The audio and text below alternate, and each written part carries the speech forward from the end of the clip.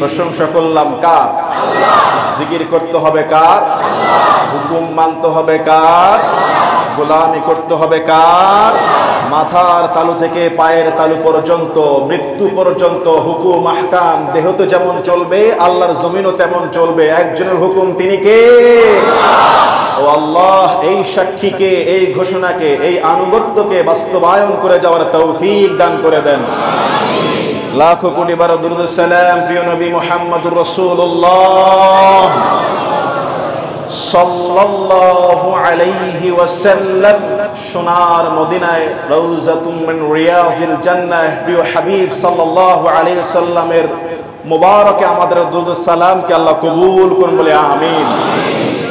মুআজ্জাজ মুহতারাম, রবিউল আউয়াল মাস, চতুর্থ জুমা, রাসূল করিম সাল্লাল্লাহু আলাইহি ওয়াসাল্লামের ধারাবাহিক জীবন বর্ণনা চলছে প্রতি শুক্রবার এবং প্রতি সোমবার বাদে ঈশা।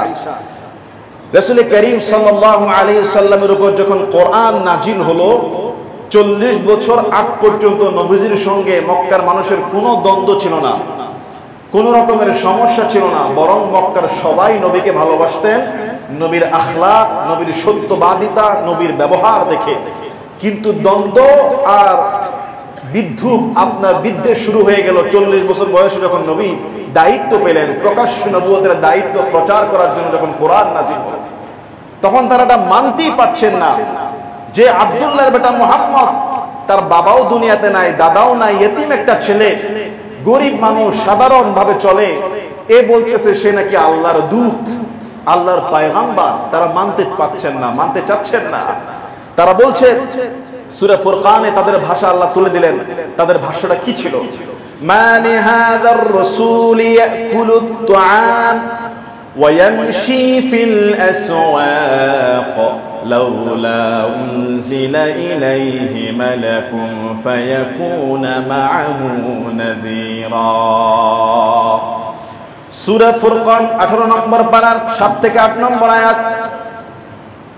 কাফেররা বলছে, মালি হাযার রাসূল, এ কেমন রাসূল, ইয়াকুলুত তুআম, খাবার খায়, ওয়া ইয়ামশি ফিল আসওয়াক, পায়ে হেঁটে হাঁটাহাঁটি করে, বাজারেও যায়, এ কেমন রাসূল, খাবার খায়, বাজার শাদি করে, আবার হাঁটাহাঁটিও করে।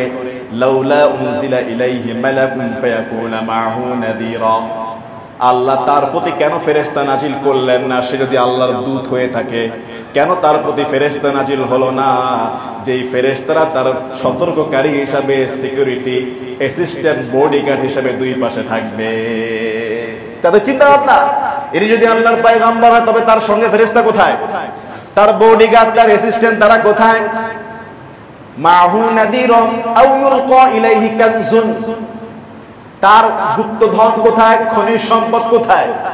আও তাকুনু লাহু জান্নাহ, তার জান্নাতের বাগান কোথায়? ইয়াকুলু মিনহা, যেখান থেকে সে খাবে।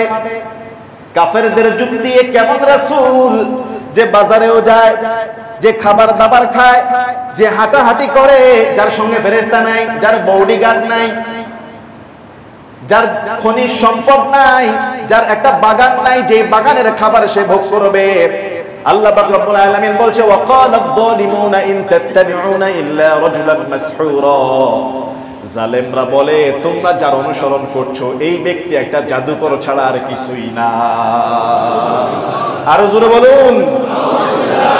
জালেমদের ভাষা, তোমরা যার অনুসরণ করতেছো একটা জাদুকর ছাড়া আর কিছুই না, এটা তাদের ভাষা।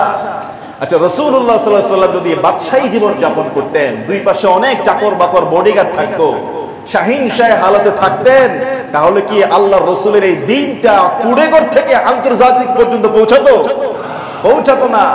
রাসূল তো আমার সাধারণ জীবন যাপন করেছেন, এই জন্য তাকে পৌঁছাতে হবে মিসকিনদের কাছে, তাকে যেতে হবে গরিবদের কাছে, তাকে যেতে হবে দুর্বলদের কাছে, তাকে যেতে হবে গোলামদের কাছে, ছোট বড়, ধনী গরিব, মুক্ত আজাদ স্বাধীন, সবার কাছে রাসূল তো যেতে হবে।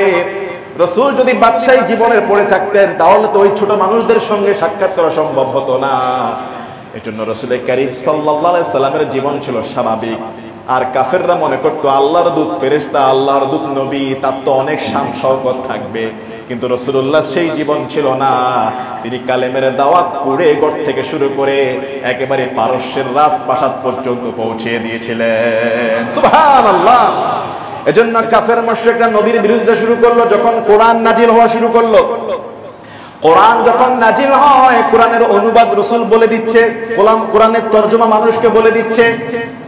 লোকগুলো কোরআনের তরজমা শুনে, রাসূলের মিষ্টি কণ্ঠে কোরআন শুনে পঙ্গপালের মতো পাগল হয়ে যায়। কাফেররা দেখছে এই কোরআন শোনাকে বন্ধ করতে হবে, কোরআনের এই তাফসীরকে, কোরআনের এই তরজমাকে প্রতিহত করতে পারলে মুহাম্মদ সফলকাম হতে পারবে না। সূরা হামিম সাজদা 26 নম্বর আয়াতে 24 নম্বর পানায় রব্বুল আলামিন বলছে কাফেরদের ভাষা, ওয়াকালাল্লাযীনা কাফারু লা তাসমাউ লিহাযাল কুরআনি ওয়ালগাউ ফীহি লাআল্লাকুম তাগলিবুন। কাফেররা একে অপরকে বলে লা তাসমাউ লিহাযাল কুরআন, এই কোরআন শোনো না। কোরআন যখন মুহাম্মদ পড়বে ওয়ালগাউ ফীহি, বিশৃঙ্খলা সৃষ্টি করে দিবা, লাআল্লাকুম তাগলিবুন, তাহলে কাফেররা তোমরা বিজয়ী হবা। নাউজুবিল্লাহ। তারা বলতে এই কোরআন শোনো না। যখন মুহাম্মদ কোরআন পড়বে হট্টগোল করবা, চিল্লাচিল্লি করবা, হই হুল্লোড় করবা। মুহাম্মাদের কোরআনের আওয়াজ আমাদের কারো কানের মধ্যে যেন না পৌঁছায়, না হলে আমাদের বাপ দাদার ধর্ম, আমাদের লাত ওজা মূর্তির বদনাম হবে। এই যেই কথা সেই কাজ। আল্লাহর রাসূল যখন কোরআন পড়ে, কোরআনের মজলিসে বসে, তারা পিছন থেকে দিয়ে হট্টগোল করে, হই হুল্লোড় করে। কোন বর্ণনা রয়েছে রাসূল আমার বাজারের মধ্যে চলে যেতেন, বাজারে গিয়ে দাওয়াত দিতেন, মানুষেরা এক আল্লাহর দিকে আসো, তুমি কালেমা পড়ো, সফল কাম হয়ে যাবা। আর আবু লাহাব পিছন দিক থেকে গিয়ে বলে লোকটা মিথ্যাবাদী। মুহাম্মদ সাল্লাল্লাহু আলাইহি সাল্লামকে বলতো এই লোকটা মিথ্যাবাদী, তার কথা শোনো না, তার দাওয়াতে যেও না। কোন সাহাবী বলছে আবু লাহাব ওই প্রকাশ্যে বাজারের মধ্যে বিশ্ব নবীর গায়ের মধ্যে পাথর মেরে দিতেন, আল্লাহর হাবিব রক্তাক্ত হয়ে যেতেন। আবু লাহাবের স্ত্রী উম্মে জামিল রাস্তার মধ্যে ছদ্মবেশে কাটা বিছিয়ে রাখতেন, মুহাম্মদ সাল্লাল্লাহু আলাইহি সাল্লাম হাঁটলে যেন পায়ের মধ্যে ফুটে যায়। কত পায়ের মধ্যে কাটা ঢুকে গিয়েছে, আবু লাহাবের কত পাথরের আঘাতে বিশ্ব নবীর শরীর রক্তাক্ত হয়েছে। রাসূলের কোরআন তারা শুনতে দিবে না। কাফেরদের মধ্যে একজন ছিল নজর ইবনে হারিস। নজর ইবনে হারিস মানুষকে কোরআনের মজলিস থেকে দূরে রাখার জন্য চলে গেলেন পারস্যে। পারস্যের মধ্যে গিয়ে সম্রাটদের কিচ্ছা কাহিনী বই কিনলেন, রুস্তমের কাহিনী কিনলেন, ইসফেন্দিয়ার চমক আকর্ষণীয় গল্পের বই কিনলেন। সেই গল্পের বই নিয়ে মক্কায় আসলেন। মুহাম্মদ সাল্লাল্লাহু আলাইহি ওয়াসাল্লাম যেই মজলিসের মধ্যে বসে কোরআনের দাওয়াত দিতেন, নজর ইবনে হারিস কাফেরটা পিছন দিক থেকে গিয়ে বলতে এদিকে আসো, মুহাম্মাদের কোরআন শুনবা না, আজকে সারা রাত তোমাদেরকে পারস্যের সম্রাটদের কিচ্ছা শোনাবো, রুস্তমদের কিচ্ছা শোনাবো, ইসফেন্দিয়ার কিচ্ছা শোনাবো। মুহাম্মাদের কোরআনের চেয়ে আমার কিচ্ছা, আমার গল্প শ্রেষ্ঠ।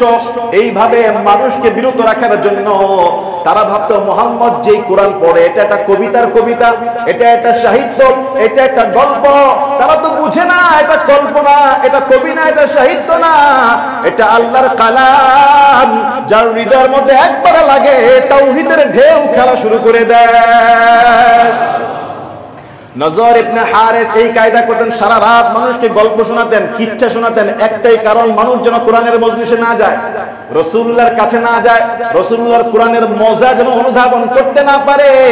আবার কোন কাফের গায়িকা বাদী বান্দীদেরকে ক্রয় করে নাচ গানের ব্যবস্থা করে দিল।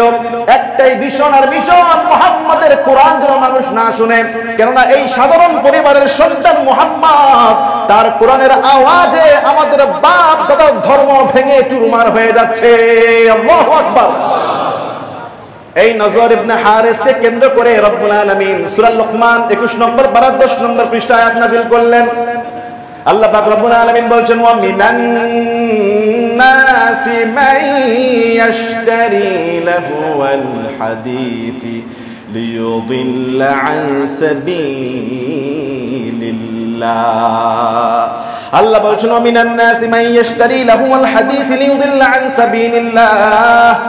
মানুষদের মধ্যে এমন অনেক মানুষ আছে যারা মানুষকে আল্লাহর দ্বীন থেকে বিরত রাখার জন্য, মানুষকে ইসলামের পথ থেকে পথভ্রষ্ট করার জন্য লাহুয়াল হাদিস ক্রয় করে। শব্দটা হলো লাহুয়াল হাদিস। তারা লাহুয়াল হাদিস ক্রয় করে। লাহুয়াল হাদিসটা কি? অবান্তর কথাবার্তা। তারা রাসূলের কোরআনকে বিনোদন মনে করত, সাহিত্য মনে করত, উপন্যাস মনে করত। আর এটার বিপরীতে তাদের যে পুঁথির আড্ডা, রাতের বেলা গল্পের আড্ডা, নর্তকী নাচিয়ে কনসার্ট করা, এই যে মানুষকে দ্বীন থেকে বিরত রাখার জন্য এক শ্রেণীর মানুষ আছে, এগুলিকে আয়োজন করে, এগুলিকে ক্রয় করে, যা ইসলামের বিপরীত। রব্বুল আলামিন বলেন ওয়ায়াত্তাখিযুহা হুজুয়া, এরা দ্বীনকে তামাশা হিসেবে গ্রহণ করেছে। উলাইকা লাহুম আযাবুম মুহিন, তাদেরকে জানিয়ে দেন তাদের জন্য রয়েছে যন্ত্রণাদায়ক শাস্তির ব্যবস্থা। নাউজুবিল্লাহ। রব্বুল আলামিন বলেন ওই সমস্ত ইসলাম বিরোধী গান, পক্ষে বিনোদন, যে সমস্ত বিনোদন মানুষকে ইসলাম থেকে বিমুখ করে দেয়, নজর ইবনে হারিসের মতো। ওয়াইদা তুতলা আলাইহি আয়াতুনা, তাদের সামনে যখন আমার আয়াত তেলাওয়াত করা হয়, কোরআন যখন পড়া হয়, ওয়াল্লা মুস্তাকবিরান কাল্লাম ইয়াসমাহা, তারা ঘাটটা ফিরিয়ে নেয়, অহংকার করে ফিরে যায়, যেন সে কোরআনের আয়াত শুনতেই পায় নাই। কাআন্না ফি উযুনাইহি ওয়াকরা, যখন কোরআন দিয়ে ডাকা হয় তারা এমন একটা ভাব করে যেন সে কানেই শুনে না।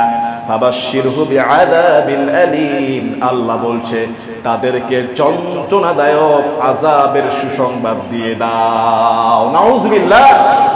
তাহলে লাহুয়াল হাদিস নজর ইবনে হারিস ক্রয় করেছে কেন? রাসূলের দ্বীনকে বাধাগ্রস্ত করার জন্য। শব্দটা মনে রাখবেন, লাহুয়াল হাদিস। সূরা লুকমান 21 নম্বর পারা 10 নম্বর পৃষ্ঠা, হিফজ কোরআন শরীফ। সূরা লুকমানের এই 6 নম্বর আয়াতে আল্লাহ বলতেছে মানুষদের মধ্যে একদল মানুষ আছে যারা এই সমস্ত বিনোদন, অবান্তর জিনিস ক্রয় করে লিউদিল্লা আন সাবিলিল্লাহ, দ্বীনের পথে মানুষকে বাধাগ্রস্ত করার জন্য। বর্তমান জামানায় এরকম লাহুয়াল হাদিস কেনে বিক্রি করে এরকম অসংখ্য মানুষ আছে, আছে না নাই? যেমন আপনি একটা কনসার্টে, একটা গানের কনসার্টে ডোনেট করলেন, আপনি একটা গায়িকাকে, নায়িকাকে হায়ার করে নাচালেন, এই মানুষগুলো যতক্ষণ এখানে আছে ততক্ষণ দ্বীনের বিপরীত আছে, ঠিক কিনা? লাহুয়াল হাদিস, আপনি আপনার সন্তানকে গান শেখানোর কোর্সে পাঠিয়ে দিলেন। লাহুয়াল হাদিস, আপনি আপনার সন্তানকে গিটার কিনে দিলেন, হারমোনিয়াম কিনে দিলেন, তবলা যন্ত্র কিনে দিলেন, কথা বলে না? লাহুয়াল হাদিস, আপনার সন্তানকে সিনেমা নাটক তৈরি করার জন্য ডিএসএলআর দামি ক্যামেরা কিনে দিলেন। লাহুয়াল হাদিস, নাটক এডিটিং করার জন্য ল্যাপটপ কিনলেন। এই যে অবান্তর খারাপ বিনোদন, যেটা ইসলাম থেকে মানুষকে মুখ ফিরিয়ে নেয়, এরকম যত ধরনের ইনস্ট্রুমেন্ট আছে, ডিজিটাল ডিভাইস আছে, এগুলি সব হলো ওই নজর ইবনে হারিসের পারস্যের সম্রাটদের কিচ্ছা কিনার মতো, মক্কার মুশরিকদের গায়িকা ভাড়া করে এনে রাসূলের কোরআনকে বাধা দেওয়ার মতো। বর্তমানে এই সমস্ত জিনিসগুলো একই রকম কোরআনের সূরা লুকমানের 6 নম্বর আয়াত অনুযায়ী লাহুয়াল হাদিস, ঠিক কিনা? মুসলমানের সন্তান গান শিখতে যায়, মুসলমানদের সন্তান রবীন্দ্রনাথ সঙ্গীত শিখতে যায়, মুসলমানদের সন্তান লালন গান শিখতে যায়, কথা বলেন ঠিক কিনা? মুসলমানদের সন্তান শিল্পকলা একাডেমিতে যায় গানের প্রতিযোগিতা করতে, মুসলমানের সন্তান স্কুলের মধ্যে নাম লেখায় নৃত্য প্রতিযোগিতায়, মুসলমানের সন্তান ভালোবেসে হারমোনিয়াম কিনে দেয়, তবলা কিনে দেয়। আহ কি মজা! মুসলমানের সন্তান গানের আয়োজন করে, কনসার্টের আয়োজন করে, এমনকি দেশি সিঙ্গার চলবে না, প্রতি বছর 500 কোটি দেশ থেকেও আমদানি করে, কথা বলে না? লাহুয়াল হাদিস, এই লাহুয়াল হাদিস আপনি অন্তর্ভুক্ত হয়ে গেলেন। হ্যাঁ হুজুর, আমি একটা ল্যাপটপ কিনলাম, ফ্রিল্যান্সার করব, জুম মিটিং করব, ব্যবসা পরিচালনা করব, দ্যাটস গুড, এটা হালাল, বরকত, নিয়ত ভালো।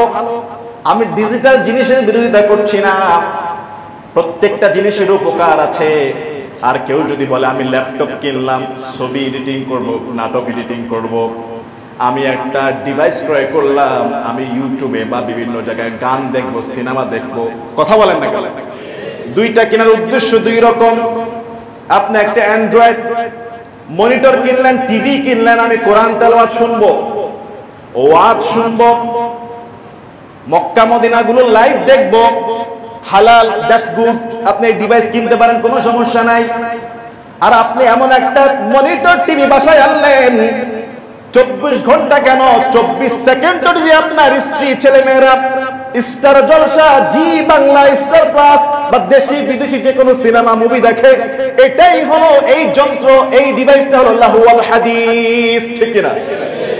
আপনি একটা ক্যামেরা কিনলেন, ওয়াজ রেকর্ডিং করবেন, কোরআন রেকর্ডিং করবেন, দ্যাটস গুড।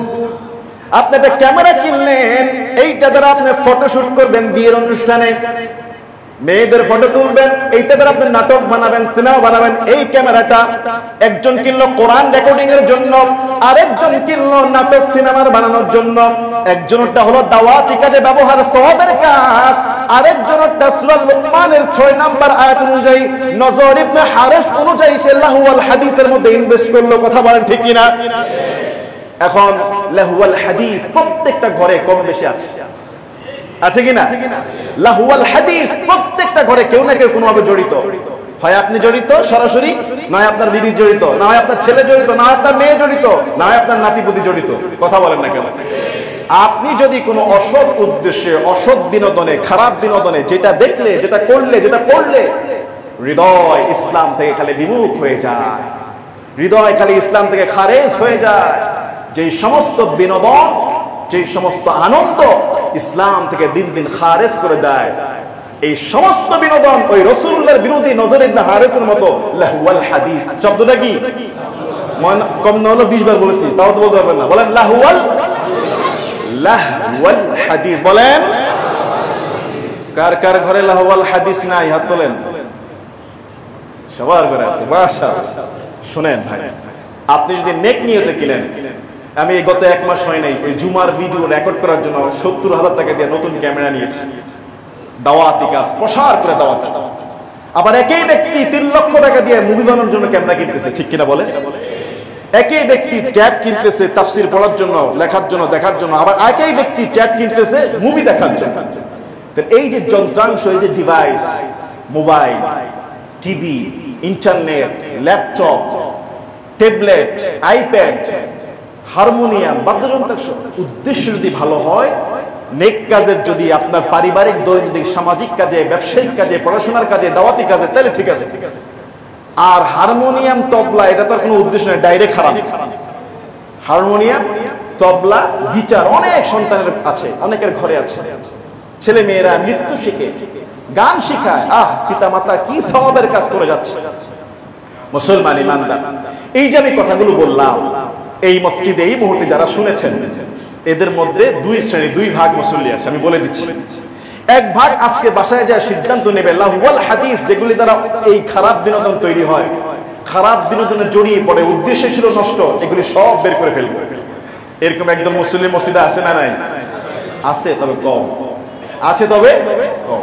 যে আমি লাহু ওয়াল হাদিস থেকে মুক্তি থাকার জন্য যেই যন্ত্রাংশ, যেই ইনস্ট্রুমেন্ট, যেই ডিভাইস আমাকে ইসলাম থেকে বিমুখ করে দেয়, রাসূলুল্লাহর কোরআন থেকে বাধাগ্রস্ত করার জন্য যেই উপন্যাস আমার জন্য জায়েজ নাই। আপনারা অনেকেই বড় বড় লেখকদের, বিধর্মীদের লেখকদের গল্প গুজবের বই পড়েন, না জায়েজ, হারাম। আপনি শেক্সপিয়ারের লেখা পড়তেছেন, আপনি বঙ্কিমচন্দ্রের উপন্যাস পড়তেছেন, আপনি শরৎচন্দ্র পদ্মের উপন্যাস পড়তেছেন, আপনি রবীন্দ্রনাথের সাহিত্য পড়তেছেন, এক পয়সার লাভ নাই, বরং উল্টা আপনি মুশরিক হওয়ার সম্ভাবনা আছে। কথা বলেন না কেন? এগুলি সব লাহু ওয়াল হাদিস। যদি আপনি ঘরে গিয়ে ওই বঙ্কিমচন্দ্রের কোন উপন্যাস যদি আজকে ফেলে দেন, আপনি কোরআনের সূরা লুকমানের 6 নম্বর আয়াত অনুযায়ী একটা লাহু ওয়াল হাদিসকে কমিয়ে ফেললেন। আল্লাহু আকবার। আজকের এই জুমার বয়ানের পরে এক শ্রেণীর লোক থাকবে এই লাহু ওয়াল হাদিস মুক্ত করবে। হ্যাঁ, ওই সমস্ত জিনিস রাখবে যেগুলি দ্বারা তার উপকার হয়, তার ব্যবসার কাজে ব্যবহার হয়, তার পড়াশোনার কাজে উপকৃত হয়, সে ওয়াজ শুনতে পারে, কোরআন শুনতে পারে। এই নিয়তে যদি কেউ থাকে তাহলে সেটা ঠিক আছে।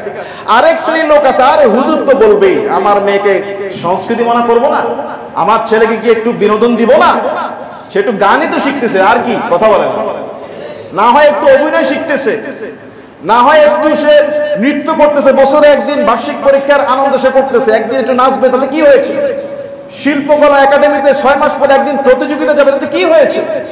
এই ছোট কাল বড় হলে ছেড়ে দিবে, একটু হারমোনিয়াম বাজাক, একটু গিটারটা চালাক, ছেলেটা ভালো থাকবে। কথা বলে না?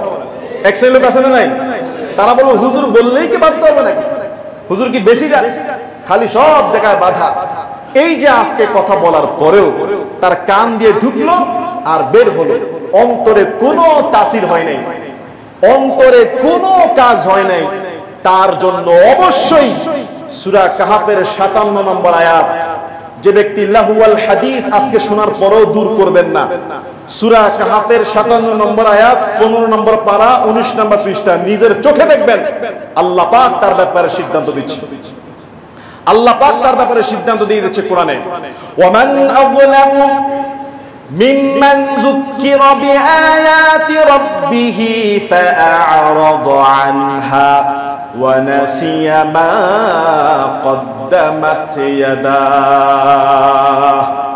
রব্বুল আলামিন বলেন, তার থেকে বড় জালিম আর কে হতে পারে, যাকে আল্লাহর কথা স্মরণ করিয়ে দেওয়ার পরেও আল্লাহর পক্ষ থেকে কোনটা হালাল, কোনটা হারাম, কোনটা সুদ, কোনটা ঘুষ, কোনটা লাহুয়াল হাদিস, এইটা বলার পরেও যে ব্যক্তি ওটা থেকে মুখ ফিরিয়ে নেয়, ওইটাকে অবজ্ঞা করে, ওই কাজকে ভুলে যাওয়ার চেষ্টা করে, চালিয়ে যায়, আল্লাহর কথা বিধিবিধান আমি খতিব সাহেব স্মরণ করিয়ে দেওয়ার পরেও যেই ব্যক্তি এটাকে গায়ে মেখে কাজ করবে না, যে ব্যক্তি লাহুয়াল হাদিস সরাবে না, যে ব্যক্তি হালাল হারাম বুঝার পরও এটা ছাড়বে না, আল্লাহ পাক রব্বুল আলামিন জিম্মাদারিত্ব নিয়ে বলছে, ইন্না জাআলনা আলা কুলুবিহিম আকিন্নাহ, আমি আল্লাহ তার কলবের উপরে এমন একটা আবরণ ফেলে দিব, এমন একটা স্তর ফেলে দিব, এমন একটা কভার করে দিব, আইয়াফকাহুহু, তারপরে আর কোনদিন কোরআন শুনলেও কোরআন বুঝার মতো ক্ষমতা তার ভিতরে আর থাকবে না। নাউজুবিল্লাহ।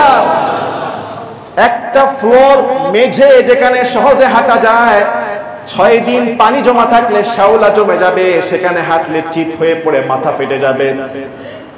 একটা পরিষ্কার লোহা ভিজা জায়গায় ফেলে দেন, 7 দিনে ছং ধরে যাবে। মুসলমান ইমানদার, আল্লাহর কথা স্মরণ করিয়ে দিলাম, কোনটা লাহুয়াল হাদিস, কোনটা দ্বীনের বিরোধী কাজ, কোন কাজে আপনি নষ্ট হয়ে যেতে পারেন, এরপরও যদি আপনি এটা না ছাড়েন, আল্লাহ বলছে ওরা ছাড়ার দরকার নাই, আকিন্না, আমি তার কলব, তার অন্তর, তার কলিজার উপরে একটা কভার ফেলে দিব, একটা পর্দা ফেলে দিব, একটা আবরণ সৃষ্টি করে দিব, আইয়াফকাহুহু, আর হেদায়েত আসবে না।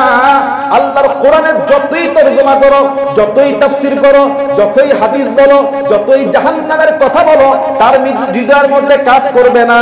ওয়াফি আযানিহিম ওয়াকরা, আমি আল্লাহ তার কানকে বধির করে দিব। বধির মানে এইটা না যে আপনি শুনবেন না, বধির মানে হলো আপনি কানে ঢুকবে, আজকের জুমার বয়ানের মতো এক কান দিয়ে ঢুকবে, আরেক কান দিয়ে বের হবে, হৃদয়ের মধ্যে কাজ করবে না, অন্তরের মধ্যে আল্লাহর ভয়ে প্রেমে ঢেউ কাজ আসবে না, অর্থাৎ কানটা হয়ে যাবে শুনবে, কিন্তু বধিরের মতো যেন না শোনার অবস্থা, তার অন্তর থেকে হেদায়েতটা তুলে নেবেন কে? আল্লাহ তার কলবটাকে সিল মোহর মেরে দিবে। সুম্মুম বুকমুন উমিয়ুন ফাহুম লা ইয়ারজিউন, সূরা বাকারা 1 নম্বর পারা 3 নম্বর পৃষ্ঠা। সুম্মুম বুকমুন উমিয়ুন ফাহুম লা ইয়ারজিউন, আমি আল্লাহ তাকে মূর্খ বধির বানায় দিব, তাকে বোবা বানায় দিব, তারকে অন্ধ করে দিব, তার কলবটাকে সিল মোহর মেরে দিব।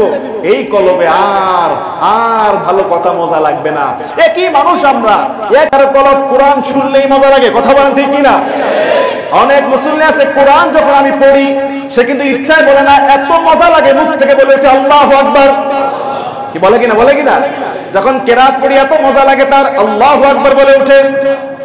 কারো কারো কলব নামাজ পড়তে মজা লাগে, কারো কারো কলব ওই কলবটা নামাজ মজা পায়, ওয়াজ শুনলে মজা পায়, কোরআন তেলাওয়াত শুনলে মজা পায়, রোজা রাখতে মজা পায়, ইসলামের কথা বললেই মজা পায়, ইসলামের পক্ষে ডাক দিলে মজা পায়। একই ব্যক্তির একই কলব, আরেকটা মানুষের একই কলব, তার নামাজ ভালো লাগে না, রোজা ভালো লাগে না, ইসলাম ভালো লাগে না, কোরআন তেলাওয়াত ভালো লাগে না, তার গান বাজনা সিনেমা মুভি হই হুল্লো আড্ডা যাবতীয় সব ভালো লাগে, ইসলাম ভালো লাগে না। দুইজনে মুসলমান, বুঝতে হবে যার ভালো লাগে না তাকে আল্লাহ যখন তার মেসেজগুলো তার কানে পৌঁছিয়ে দিয়েছিলেন, আল্লাহর কথা শোনার পরও যে ব্যক্তি মুখ ফিরিয়ে নিয়েছে, তার হৃদয়টাকে আবরণ দিয়ে তার অন্তরটাকে কলব মসিল মোহর মেরে দিয়েছেন কে? যার ভালো লাগে না, যার ইসলাম ভালো লাগে না, ইসলাম শুনতে ভালো লাগে না, নামাজ ভালো লাগে না, রোজা ভালো লাগে না, হজ ভালো লাগে না, যাকাত ভালো লাগে না, আমার অন্তরে এগুলি মজা কোনো আকর্ষণ নাই, কিন্তু মুসলমান, তার অন্তরে সিল মোহর মেরে দিয়েছেন কে? এই সূরা কাহাফ আপনি দেখবেন, বাসায় গিয়ে সূরা কাহাফের 57 নম্বর আয়াত দেখবেন, আকিন্না, আল্লাহ বলছে আমি তার অন্তরের মধ্যে এই আবরণ ফেলে দিব। যে ব্যক্তি আমার কথা যখন হুজুর স্মরণ করিয়ে দিল, অথবা কোনোভাবে তাকে কোনটা হালাল কোনটা হারাম দেখিয়ে দেওয়া হলো, এরপরও সে এটা তোয়াক্কা করে না, তোয়াক্কা যেহেতু করে না, হে আল্লাহ কোরআনে বলতেছে, ওয়া ইন তাদউহুম ইলাল হুদা, তুমি তারে যতই হেদায়েতের দিকে ডাকবা, ফালাই ইয়াহতাদু ইদান আবাদা, জীবনে কোনোদিন সে হেদায়েত প্রাপ্ত হবে না, কারণ সে প্রথমেই মুখ ফিরিয়ে নিয়েছে, মুখ ঘুরিয়ে নিয়েছে। ইসলামের আলো দেখার পরেও সে এটাকে তোয়াক্কা করে নাই। আমি আল্লাহ তার কলবের উপরে আবরণ ফেলে দিয়েছি, তার কানে শুনতেছে, এটা বধিরের মতো কাজ করে, ভিতরে ঢুকলে কি আর না ঢুকলে কি, সে এটাকে তোয়াক্কাই করে না। এবং তুমি তাকে যতই ডাকো, ওয়া ইন তাদউহুম ইলাল হুদা, হেদায়েতের দিকে যতই ডাকবা, ফালাই ইয়াহতাদু ইদান আবাদা, কখনোই সে হেদায়েত প্রাপ্ত হবে না, কেননা তার অন্তরটাকে লক করে দিয়েছেন কে? এখন কি চান অন্তর লক হয়ে যাক? এই যে বয়ানগুলো করি, বাসায় গিয়ে যদি এগুলি আমল না করেন, বাস্তবায়ন না করেন, ইগনোর করেন, শুনলাম ঠিক আছে, এটা মানতে হবে এমন কিছু কি? আজকের পরেও বহু মানুষ তার ঘরের গিটার রেখে দিবে, আজকের পরেও বহু মানুষ তার ঘরের মধ্যে হারমোনিয়াম রেখে দিবে, আজকের পরেও বহু পিতামাতা তার সন্তানকে স্কুলের নৃত্য প্রতিযোগিতায়, আপনার গান বাজনার প্রতিযোগিতায় গান বাজনা শিখাবে। কথা বলেন, সে যখন আল্লাহর কোরআনের সূরা লুকমানের 6 নম্বর আয়াত শোনার পরেও ফিরল না, আল্লাহ বলছে তাকে আর কেউ ফিরাইতে পারবে না। এবার আমি আল্লাহই তারে সিল কলবটাকে আকিন্না আবরণ দিয়ে সিল মেরে দিলাম, ওরে যতই হেদায়েতের দিকে তাকো আর আসবে না। তাহলে যেই সন্তানকে আপনি গান শিখাইতেছেন, যেই সন্তানকে আপনি অভিনয় শিখাচ্ছেন, যেই সন্তানকে আপনি নৃত্য শিখাচ্ছেন, যেই সন্তানকে আপনি আদর করে হারমোনিয়াম গিটার তবলা যন্ত্র তুলে দিচ্ছেন, যেই সন্তানকে আদর করে আপনি সিনেমা দেখার জন্য আপনি কম্পিউটার কিনে দিচ্ছেন, যেই সন্তানকে আপনি আদর করে নাটকের সুযোগ করে দিচ্ছেন, যেই সন্তানকে আপনি আদর করে সিনেমায় পাঠিয়ে দিচ্ছেন, এই সন্তান বড় হয়ে পিতা মাতার পরিচয় দিবে না, দিলেও 1 মিনিট খেদমত কপালে জুটবে না, তার ভিতরে আল্লাহর ভয় থাকবে না। কথা বলেন না কেন? তার ভিতরে আল্লাহর ভয় থাকবে না, রাসূলুল্লাহর প্রেম থাকবে না, ইসলামের জ্ঞান থাকবে না, কেননা ছোট কালেই তার ফুটন্ত গোলাপের মতো কলবটাকে আপনি নষ্ট করে দিয়েছেন। কথা বলেন, ছোট কালেই তার ফুটন্ত গোলাপের মতো পবিত্র যে অন্তরটা ছিল, উর্বর যে জমিন ছিল, যেই জমিনের মধ্যে বীজ লাগানো মাত্র গাছ হয়ে যেত, সেই জমিনে কালেমার বীজ না দিয়ে আপনি শয়তানের বীজ ঢুকাই দিয়েছেন। কথা বলেন না কেন? বড় হয়ে বিচার দিয়ে লাভ নাই, হুজুর আমার ছেলে মেয়ে আমারে ভাত দেয় না, বিচার দিয়ে লাভ নাই, হুজুর আমার ছেলে মেয়ে আমারে লাথি দিয়ে বের করে দিয়েছে। এরকম রেকর্ড খুব কম মুত্তাকি ছেলে মেয়েদের ক্ষেত্রে। ফরহেজগার বানান, এই সন্তান আপনাকে অভুক্ত রেখে খাবে না, আপনাকে আগে খাওয়াবে, প্রয়োজনে নিজে অভুক্ত থাকবে। ছেলের ছোট্ট বাচ্চার অন্তরে যেই ফুটন্ত যে গোলাপ, উর্বর যে জমি, তার হৃদয়টা ইসলামের বীজ বপন করে দেন, আল্লাহর সঙ্গে নেটওয়ার্ক তৈরি করে দেন, মৃত্যু পর্যন্ত সেই সন্তানের সেবা আপনি পেয়ে যাবেন। ঠিক না ঠিক?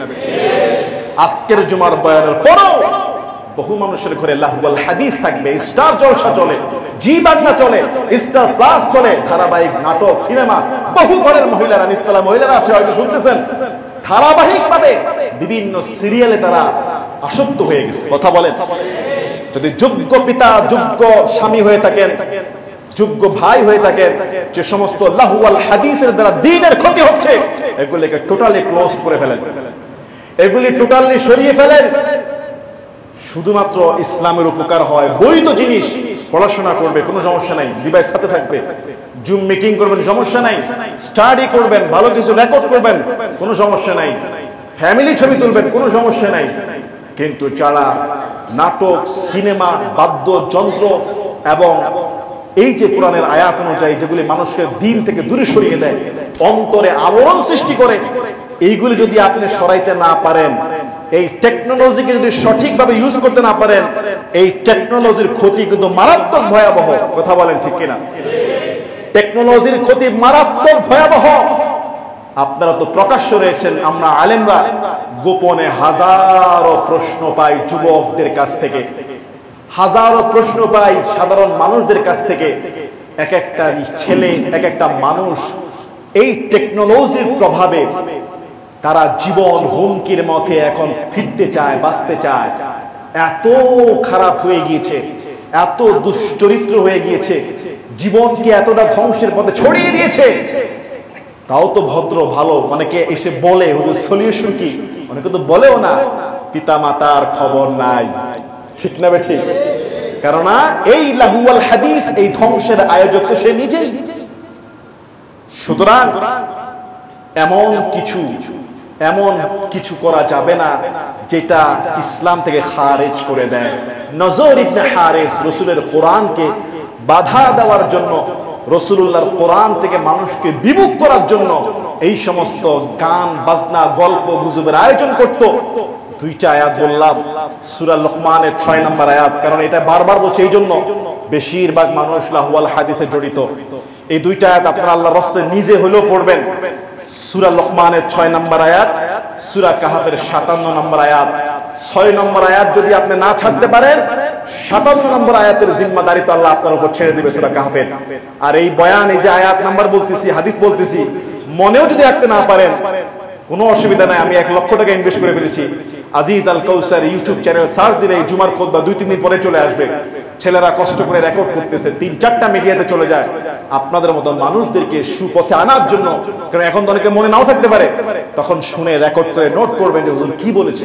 মুসলমান ইমানদার, ইসলাম এত সহজে আসে নাই, ইসলাম এত সহজে আসে নাই। ইসলামের পথে আবু বকরের ত্যাগ, ওমরের ত্যাগ, উসমানের ত্যাগ, রাসূলুল্লাহর ত্যাগ। আবু লাহাব প্রকাশ্যে পাথর মেরে রাসূলকে রক্তাক্ত করে দিতেন।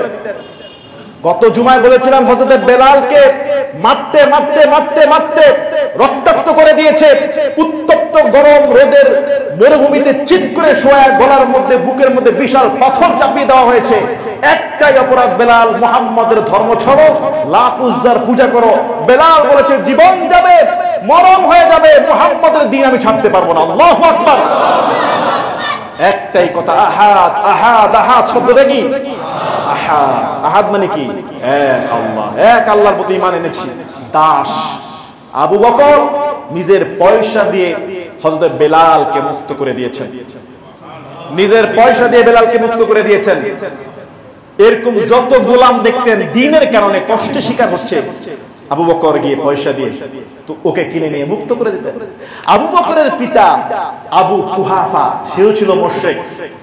আবু কুহাফা ডাক দিয়ে বললেন, আবু বকর, বেছে বেছে দুর্বল, জীর্ণ শীর্ণ, গরিব গোলামগুলোকে ক্রয় করে করে কেন মুক্ত করো?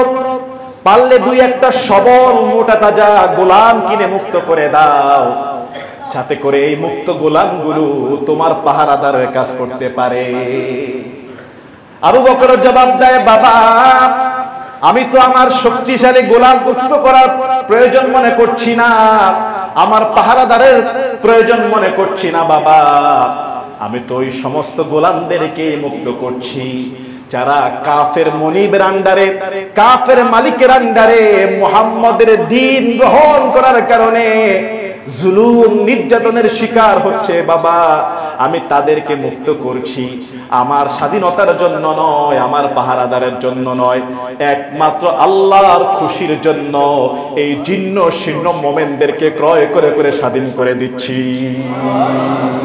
কার খুশি? আল্লাহর খুশির জন্য এই গোলামগুলোকে ক্রয় করে মুক্ত করে দিচ্ছি, দুনিয়ার স্বার্থ নয়। রব্বুল আলামিন এতটাই খুশি হলেন, সূরা লাইল 30 নম্বর পারার 18 থেকে 21 নম্বর চারটা আয়াত 18, 19, 20, 21 চারটা আয়াত আবু বকরের শানে আল্লাহ আয়াত নাযিল করলেন। সুবহানাল্লাহ। রব্বুল আলামিন বলছে আল্লাযী ইউতি মালাহু ইয়াতাযাক্কা ওয়া মা লিআহাদিন ইনদাহু মিন নি'মাতিন তুজজা ইল্লা বিতিগা ওয়াজহি রাব্বিহিল আ'লা ওয়া লাসাউফা ইয়ারদা। আবু বকর বলছে বাবা এদেরকে মুক্তির কারণ একটাই, সন্তুষ্টি চাই একজনের, তিনি কে? আল্লাহ বলে আল্লাযী ইউতি মালাহু ইয়াতাযাক্কা, যারা মালকে ব্যয় করে, মাল ছেড়ে দেয় নিজেকে পরিশুদ্ধ করার জন্য, নিজের আত্মশুদ্ধির জন্য। ওয়া মা লিআহাদিন ইনদাহু মিন নি'মাতিন তুজজা, তার কাছ থেকে কেউ উপকার পাও না এই জন্য না, সে তার উপকার করেছে এই জন্য উপকার করতে, ব্যাপারটা এমন না। নিঃস্বার্থে চাই সে আমার উপকার করুক বা না করুক, আমি তার উপকার করব একজনের খুশি, তিনি কে? আবু বকরের সেই উপকারটা ছিল এই জন্য যে আমার দুনিয়াবি বডিগার্ড হবে এমনটার জন্য নয়। ওয়া মা লিআহাদিন ইনদাহু মিন নি'মাতিন তুজজা, সে আমার কাছ থেকে উপকার পাবে বিষয়টা এই জন্য নয়, বিষয়টা সে ঈমান এনেছে, কাফের মুনিবের আন্ডারে কষ্ট পাচ্ছে, ঈমান আনার কারণে নিঃস্বার্থে তাকে মুক্ত করলাম। ইল্লা বিতিগা ওয়াজহি রাব্বিহিল আ'লা, শুধুমাত্র রব্বিয়াল আ'লা যিনি, তার সন্তুষ্টি চাই। আবু বকর বলছে ইল্লা বিতিগা ওয়াজহি রাব্বিল আ'লা, তার শানে আল্লাহ কোরআন নাযিল করেছে যে তার এই কাজ একমাত্র আল্লাহর খুশি, আল্লাহর খুশি, দিনের এই সাহায্য, দিনের জন্য এই মাল ঢেলে দেওয়া, ইসলামের জন্য এই কুরবানি, দুনিয়ার লোক দেখানোর জন্য না, দুনিয়ার ফায়দার জন্য না, আল্লাহর খুশি। আল্লাহ পাক রব্বুল আলামিন সূরা লাইলের শেষ নম্বর আয়াতে 21 নম্বর আয়াতটা একটা রেজাল্ট দিলেন, ইল্লা বিতিগা ওয়াজহি রাব্বিহিল আ'লা ওয়া লাসাউফা ইয়ারদা। আল্লাহ বলছে অচিরে এই আবু বকরকে আমি আল্লাহ সন্তুষ্টি করে দিব। আল্লাহ যদি কাউকে খুশি করে দেয় ওই লোকটা কুল কিনারা করতে পারবে না হিসাব করে, ঠিক কি না? আল্লাহ যদি কাউকে দেওয়া শুরু করে দেয় পৃথিবীর মানুষেরা গুণে শেষ করতে পারবে না। আল্লাহর পুরস্কার পৃথিবীর কোনো মানুষ কল্পনাও করতে পারবে না। আবু বকরের ত্যাগ ছিল একমাত্র আল্লাহর খুশির জন্য। আল্লাহ বলছে আবু বকর শিগগিরই তোমাকে আমি আল্লাহ খুশি করে দিব। ইসলামের জন্য এমন ভালোবাসা, এমন মাল আর জান কুরবানি করা দরকার আছে না নাই? অনেক মানুষ আছে সে আমার উপকার করে নাই আমি তার করব না, আছে না নাই? অনেক মানুষ আছে উপকার করে আবার খোটা দেয়, আমি তার উপকার করেছি সে আমার সাথে এমনটা করলো, এই উপকারের বদৌলতে খোটা। উপকার করতে হবে নিঃস্বার্থে, কার খুশির জন্য? আপনার প্রতিবেশী একজন অমুসলিমও যদি না খেয়ে থাকে তার উপকার করেন, কিন্তু খোটা দিবেন না তোমারে খাওয়ালাম কেন কালেমা পড়লা না, ঠিক কিনা? খাওয়ার সঙ্গে কালেমার সম্পর্ক নাই। হ্যাঁ, খাওয়া খাওয়ায় আপনি সম্পর্ক বৃদ্ধি করবেন, এরপরে বলবেন দাওয়াত দিবেন, কিন্তু কোনো কিছুর বিনিময়ে নিঃস্বার্থে যেটা দিবেন সেটার বিনিময়ে আর চাওয়া যাবে, সেটা দিয়ে আর খোটা দেওয়া যাবে না। আবু বকর নিঃস্বার্থে কাজ করেছেন, আল্লাহ খুশি করে দিয়েছে। মুসলমান ইমানদার, ইসলামের জন্য আবু বকর যদি আমাদের সমাজে থাকতো ইসলামের এই দৈন্য দশা হতো না।